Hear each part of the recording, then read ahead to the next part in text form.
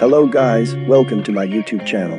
In this video we are going to edit a photo by using Lightroom Mobile.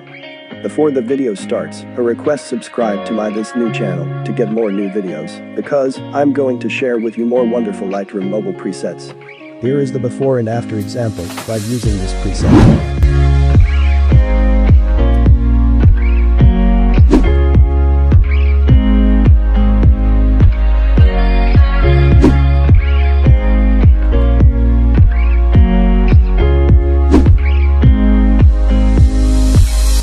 Now open Lightroom mobile application and follow all the steps.